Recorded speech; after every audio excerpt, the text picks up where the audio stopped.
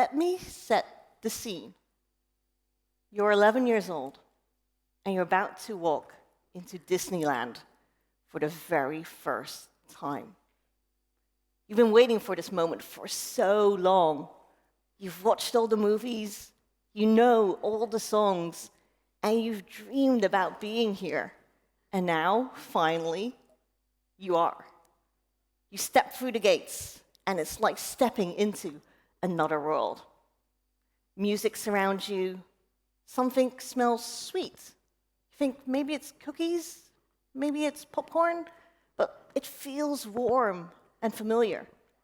There's this buzz of excitement in the air. People are laughing. Kids are tugging at their parents' hands, pointing at everything, eyes wide with wonder. And then you see it, the castle, shimmering in the sunlight like something out of a dream. And for a moment, you just stand there, taking it all in. And you feel a mix of wonder, excitement, and magic. Now that feeling, it isn't an accident. It's carefully designed. Every little detail, from the layout of the park to the way the music surrounds you, it's crafted to create exactly that reaction. And today, we're going to explore how Disney does it, and how we can make our own teams feel a little more magical, more fun, and more creative. So hi, everyone. My name is Melinda Seckington, and I help engineering teams learn new skills, share their stories, and build more effective and fun teams. Now, I used to be an engineer and an engineering manager, but I now help teams with the things that I wish I had help with. I also run Tech Ladies Dinner Roundtable, a meetup for women in tech to meet and chat during dinner. But long before all that, I was a Disney kid. I watched all the movies, I knew all the songs. And that Disney magic never left me. I still love watching Disney movies. If there's a karaoke night, chances are I'll be singing some Disney. Disney has always been part of my world. And they have shaped how I think about experiences. Theme parks, theater, escape rooms, video games. I've always been fascinated by how great experiences are designed. Because it's at the heart of what I do as an engineering manager, as a trainer, an event organizer, and even as a speaker. It's all about creating great experiences and putting people at the very heart of it. And Disney are brilliant at exactly that. Nothing is left to chance. Every detail is intentional, designed to make you feel like you're stepping into another world.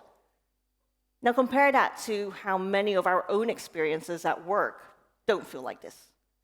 They're clunky, or confusing, forgettable. And most of all, they don't feel like they're designed for us.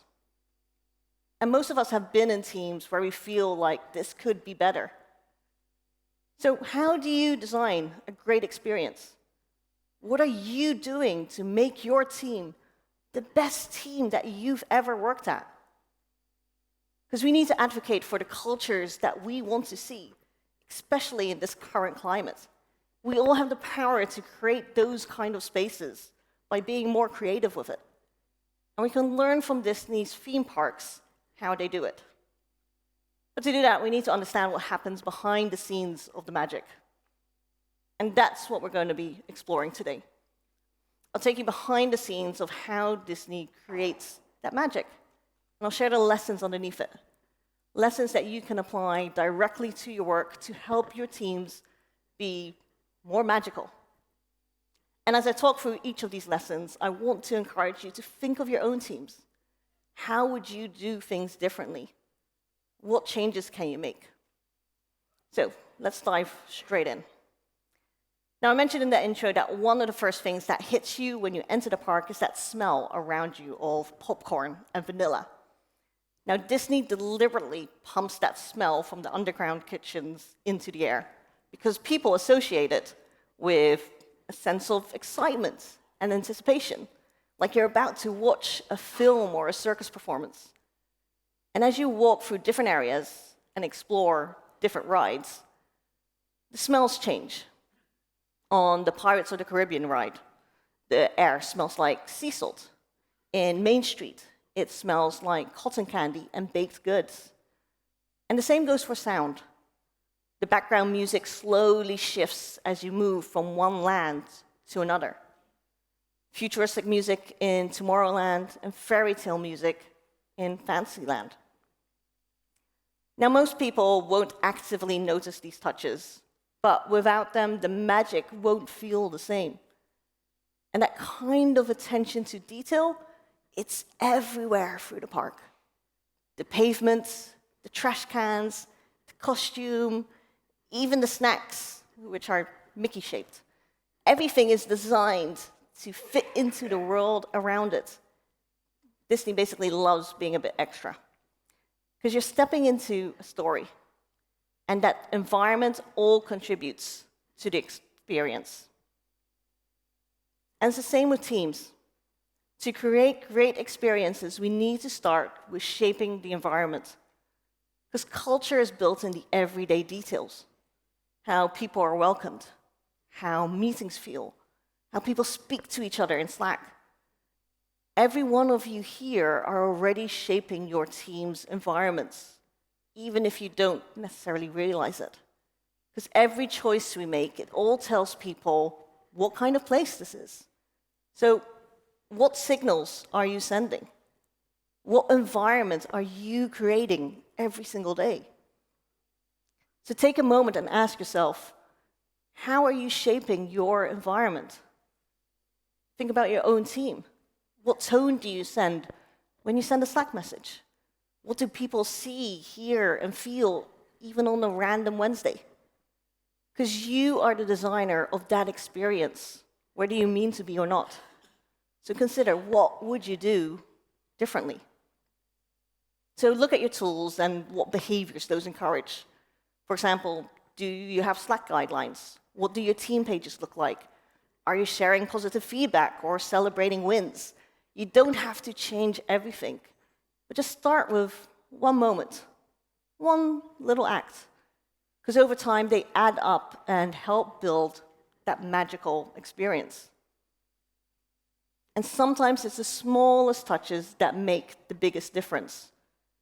Disney makes magic by obsessing over the details that most people won't even notice.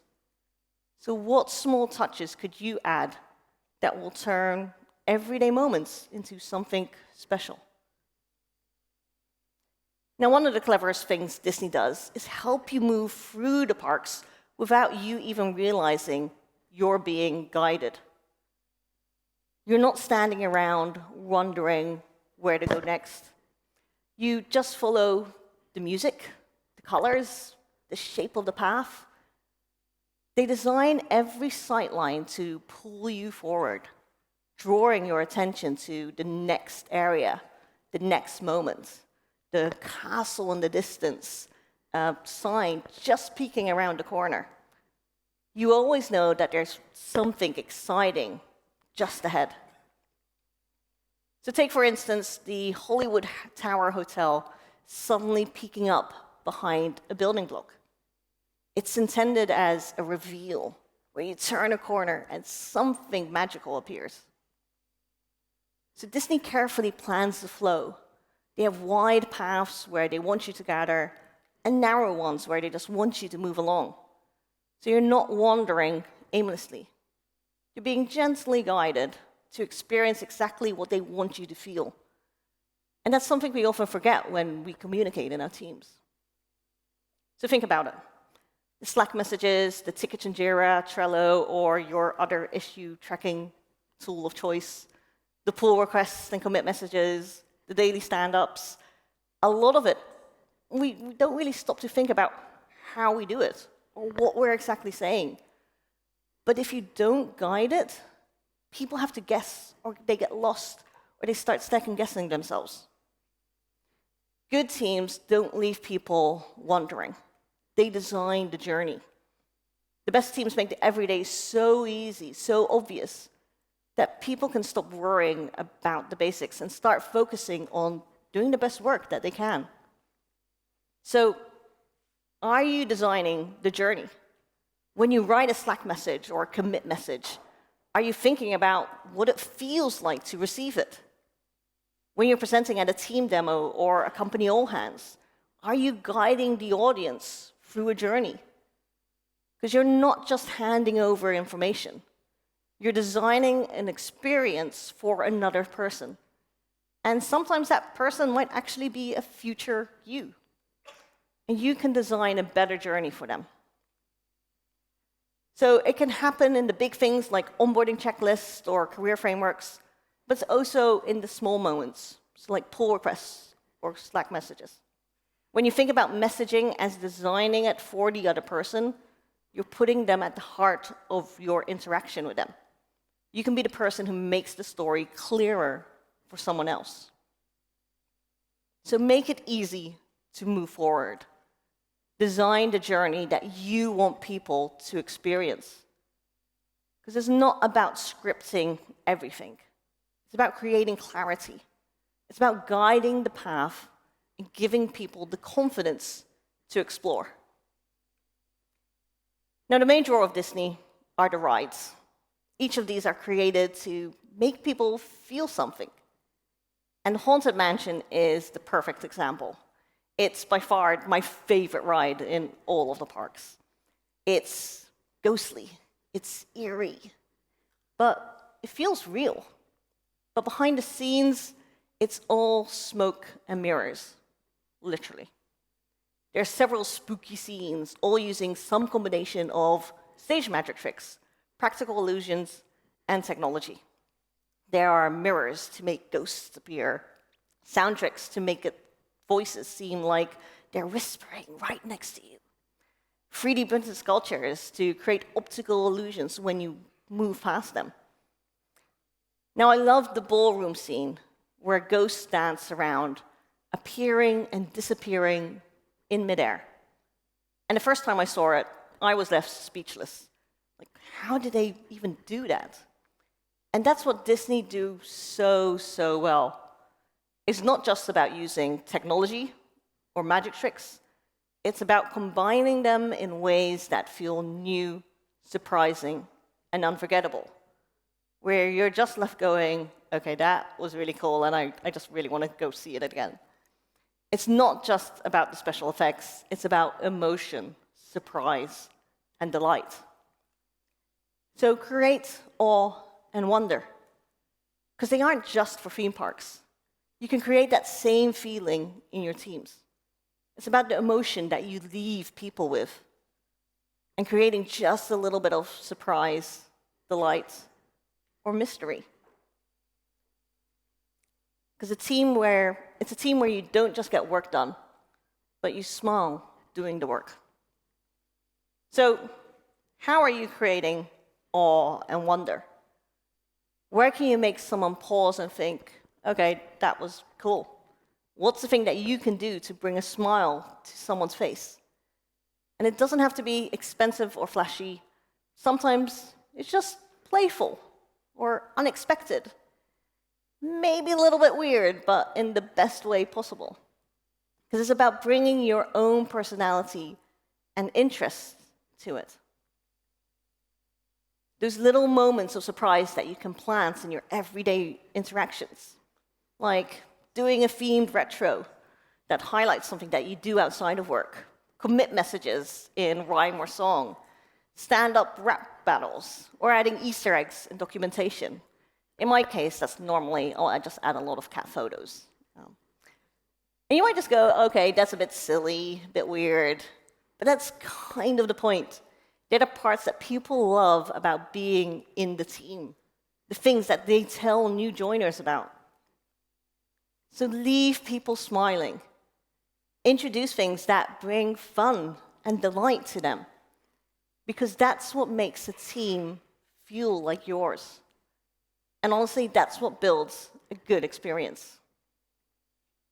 Now, at some point in the afternoon, the music shifts, the crowd parts, and suddenly you have Mickey and his friends and all the Disney princesses dancing down the street in a parade. It turns a hot, tired afternoon into something joyful, something shared. You stop, you smile, you wave, you start singing along to the songs, and without really planning to, you become part of something bigger. And these moments aren't just for show, they're engineered to bring people together. And then, at the end of the day, the fireworks. That final moment that makes everything feel worth it. Because no matter how exhausted you are from walking around all day, no matter how long you've waited in the queues, because there are going to be queues, you leave with a sense of wonder. Disney designs that last note so that you leave with the memory of something magical. So craft moments to remember, because the best experiences aren't just good, they're memorable. We've all experienced the slog of a hot, tired afternoon, just doing the usual work, and those days end up blending together. Great experiences are the experience that people want to remember, to have something that is shared and exciting, because those are the moments that they will never forget. So, how are you creating moments to remember? If you think about your own team now, what are your own highlights? What are the shared experiences? What will you remember years from now? So, how do you create moments like that? Start small. A demo that ends with a surprise thank you slide, a team lunch where everyone shares what they're proud of, or surprise the team with a silly award show in a retro. Suggest a fun team building activity for the next team awaiting. People might not remember those Jira tickets. They'll remember the surprise slideshow, though, of everyone's worst Zoom faces. To celebrate the moments that matter, because they are the things that people will remember. Celebrate the milestones, celebrate the creativity, celebrate each other. Because in the end, those are the things that they will carry with them. That's what makes the experience unforgettable. So there are 4 parts of the experience that you're designing. You don't need a huge budget or a castle or even a title. You just need to care about the experience that people have and the memories that they leave with. So all of these things that we've talked about, the small touches, the guidance, the surprises, the celebrations, they don't just make work better, they make it meaningful. Now, I know that when you go back to your team, it's easy for this stuff to fade. So I've made a few things to help. Just scan the QR code, and you can grab it all. You can find my slides there, which might have a hidden Easter egg in it. There's a way to message me if you want to share what you're trying, or if you have any questions, or just come find me later during the break. Just follow the stars and sparkle. And I've created this practical blueprint that you can use to actually take away and use. It's a recap of what we've talked about, plus some prompts, questions, and examples to help you reflect and take action, so that you can bring more magic into your work. Now, I started this talk by saying, I'm a Disney kid. And that's what inspires me to think about experience design and to apply it to what I do. But what about you? What are the things that inspire you? Over the next few days, you'll hear so many talks and stories. You'll have conversations and discussions. Let them inspire you. Pay attention to what you notice. What's the thing that puts a smile on your face? What would you love to see more of? Because that's the start of designing your own magic. Because all of you are part of creating an experience. By being here, being part of this community, by being part of your teams, you have the power to shape how it feels to be on your team. You have the power to make your community more magical. And you don't have to wait for the perfect moment to start. So think about the work you do, the world you're building, the people who get to walk through it. Do what you do so well that they will want to see it again and bring their friends.